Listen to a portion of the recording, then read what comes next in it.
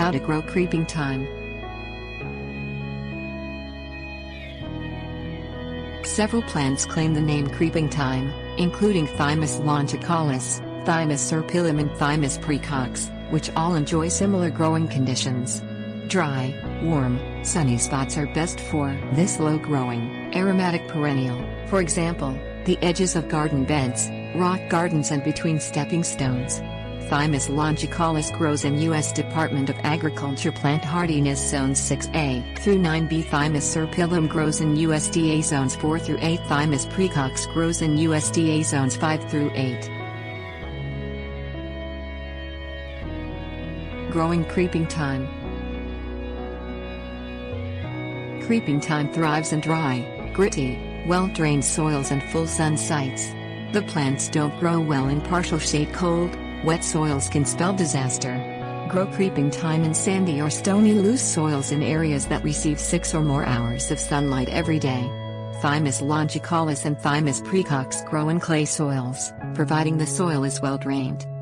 Thymus longicaulis grows in acid, neutral and alkaline soils. Creeping thyme is usually grown as an ornamental plant, cascading over rocky surfaces or creeping along pathways. Thymus serpyllum tolerates moderate foot traffic. Space creeping thyme plants about 9 inches apart, or according to the variety's final growing width. Watering plants. Established creeping thyme plants only need water during prolonged dry weather. Water creeping thyme when the soil is dry to a depth of 2 inches and the plants are actively growing. Newly planted creeping thyme should be watered during the first growing season when the soil is dry to a depth of 1 inch. Water creeping thyme plants until the water begins to puddle on the soil surface, and then stop immediately. Creeping thyme usually stops growing during the winter, though in mild winters it remains green. Plants that aren't growing don't need water, and creeping thyme also doesn't need fertilizer. Winterizing creeping thyme. During very cold winters, creeping thyme can suffer damage. Rock gardens, pathways and other areas where creeping thyme often grows can be exposed to deep frosts in winter, but you can protect the plants with a light mulch. Spread a half-inch layer of pine needles over creeping thyme after the ground freezes, and brush the mulch away in spring when the plant begins growing again. Trim plants back in spring to control their spreading to remove woody growth. Sterilize pruning shears by wiping the blades with a cloth soaked in rubbing alcohol, and prune 1/3 of the length of the stems, or prune the stems at the desired length.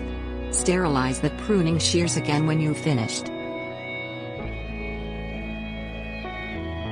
Dividing overgrown plants. When the centers of creeping thyme plants die back or become woody, divide the plants to renew them. After 3 or 4 years, Thymus praecox plants die back at the center, and Thymus serpyllum plants can grow dense and woody.